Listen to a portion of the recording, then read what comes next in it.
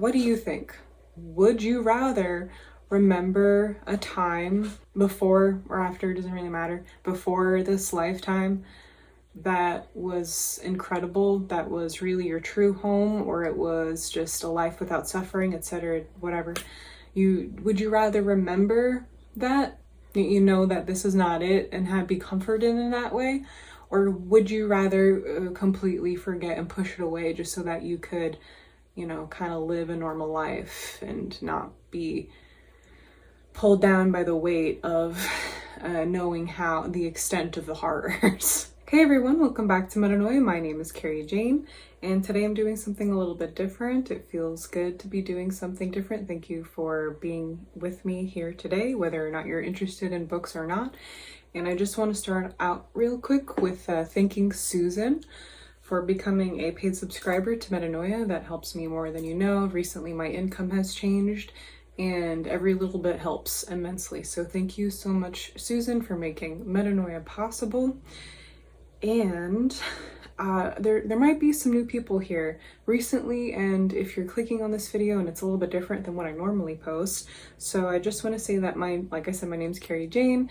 I make content on consciousness. Most of my channel is based around numerology, but I also like to read. I like to write. I'm writing a book called Metanoia that I'm sharing on Substack in the form of serialized fiction. And everything consciousness, spirituality, philosophy. I have a very active imagination and a philosophical nature, and I've always been that way, and I need an outlet for that. So I have this channel and I have this book that I'm writing, and thank you for being with me here today if you are new, and thank you for being here also for the ones that stick around, even though I post a lot of diverging stuff sometimes. You know, usually it's a video on numerology, and then occasionally I like to do stuff like this. So that's who I am. I have a problem where I write, but I don't read enough.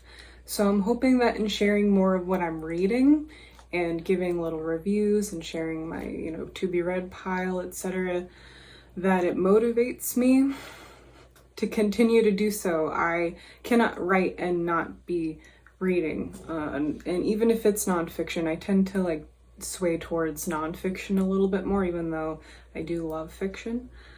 But yeah, I'm hoping that in doing stuff like this, it will help me be more engaged and have, you know, just kind of like a more of a drive when I know that I can share what I have been experiencing with other people, because reading is typically a very lonely activity, as is writing, and it doesn't have to be. So if you like to read, welcome. Thank you for, you know, taking a chance on this interesting book that we're going to be talking about today. This video was brought to you by Evelyn Brunswick, who actually recommended this book to me on my own Substack, and if you're interested, I will leave a link to her Substack in the description or the comments.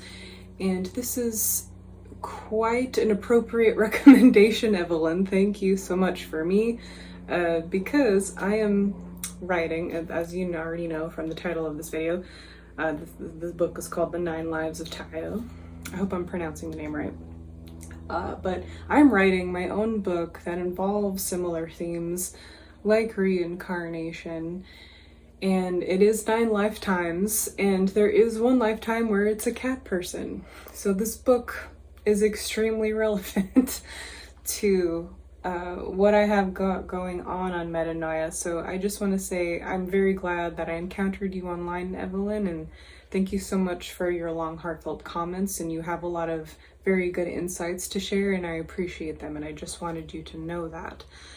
But moving forward, I just want to start off with listing who I think would be interested in this book. First and foremost, I think that you should get this book if you like Dolores Cannon's work regarding past life regression.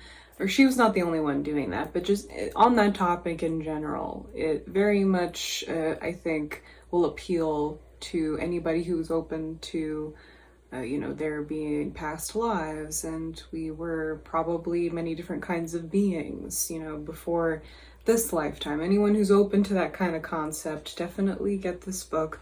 Second is anyone who is fatigued and needs kind of a break, kind of needs like something in the form of a children's book, because this technically is kind of more like, it reads more like a children's book. Although saying that, it does have mature themes in it because it's talking about the reality of Earth. So would I read it to a small child? No.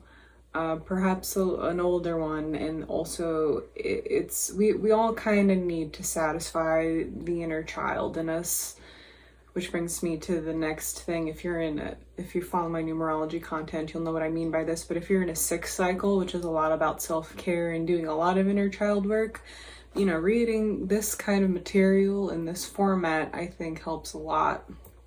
So yes, people, like I said, people who need some inner child healing, people who are fatigued and kind of need a break, especially people who need a break from how abrasive the world is and doesn't really fundamentally understand this human story that we're in as a result of the lack of compassion that we all witness here. And that's something I think that many of you here can relate to. I would expect my audience to be kind of in the same vein of that. People who are sort of outsiders, sort of wanderers, and it started as a result of potentially, just being very confused by the human race, how cruel they are, not really understanding how it gets this bad. So there's that. And are you looking for something different? Are you weird like I am? And I mean that in a very kind way. As someone who has mostly Aquarius in their chart, weird is a compliment. So if you're weird, this book is for you if you want something, different on your bookshelf. And then the book itself, of course. So this is, as you can already tell, about the 9 lives of a soul named Tayo. Again, I hope I'm pronouncing their name right, who originates from an advanced civilization of cat people, basically, called Pashats, which is another word that I hope I'm pronouncing correctly. So Tayo incarnates on Earth to learn about humans and how to help them. And like us, he is very confused and doesn't understand how humans can be so cruel and how it got this bad. Things that I love about this book. So I love that Tayo as a cat recognizes his soul family, people that he has had previous lives with, or even before he experienced this Earth existence. Unlike us, it seems like in cat form, they don't completely lose all of their memory, and so he kind of is just going about his little cat life in each of these lives, and then he lights up when he sees a kindred spirit and he knows them. So I thought that was pretty heartwarming, and that, in my opinion, is actually potentially what makes Earth so hard in the first place, is that we have such terrible amnesia and we have no idea who we are or how we got here or why anything is the way that it is. And so I think when you consider that, it is kind of easy to understand how something like Earth can happen. There is a specific part in this book that stood out to me the most that I would like to share with you and perhaps have a little discussion about in the comments section. Basically what's happening in this scene is that Tayo is a kitten again. He has a father. He, like many cats, remember the old country, which is, the time before that life. He remembers who he is, who he was as a Pashat, etc. And he brings that memory to his father, who apparently also remembers these times, and this is what he tells him. "Is this really a cruel planet, father? Cruel all over?" Tayo asked. "It is a very bad place," her father continued, "and we of the cat family are obliged to kill other creatures, or else we too would die." "But surely it was not always so," Tayo was puzzled. "No, indeed. There were days in the past," he stopped, as if such times were too painful to recall. Tayokarin, I too know of those days. But before she could say another word, her father spoke firmly. Then you must never, ever think of them or try to recall them, for such memories will bring you nothing but sadness. It is good that creatures should forget other lives if they were good ones, especially if times are hard. In this way, they will best cope with what is happening in the present. That had a profound, impact on me, just because I can relate to that so much. One of the things that I've struggled with in my lifetime is that not too long ago, maybe within the last few years or so, I had a dream, or maybe even a couple of dreams, this happened, where that just was so good, and it was the antithesis of this existence that I have to live in and wake up in every day, and it was so amazing. And it was so good that when I woke up in this life, I couldn't really carry on with my day. It hurt me so much to wake up in this life, it made it almost impossible to live it. So I understand that kitten's father for saying that, because I really do think if we fully comprehended how different things could be here, we wouldn't be able to carry on with this life that it seems the other humans have chosen for all of us who like the way that it is here. And it makes it almost impossible to go on. I get it. And yet, how devastating is that? The only way to survive is to forget the existence that makes you whole, and that the existence that really should be the template for all life, which is based on kindness and compassion and actual love, which I find the humans personally, they call a lot of things love that are not love, and they're pretty confused about that. They're pretty lost about that. So that is the part of the book that stood out to me the most, and I kind of wanted to bring that to you guys. How do you feel about that? I wrote here in my notes that many of us, potentially as empaths, but it doesn't have to be, you might just be very intelligent and aware of what's going on here.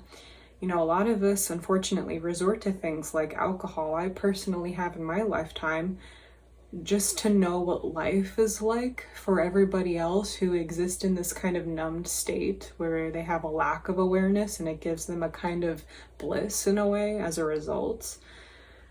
What is it like for everybody else, and not to be so alienated and consumed by heartache with the awareness that it shouldn't be like this.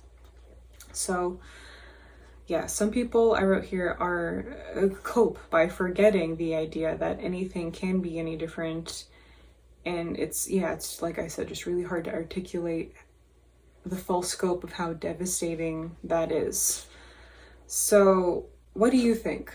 Would you rather remember a time before or after, it doesn't really matter, before this lifetime that was incredible, that was really your true home, or it was just a life without suffering, etc., whatever?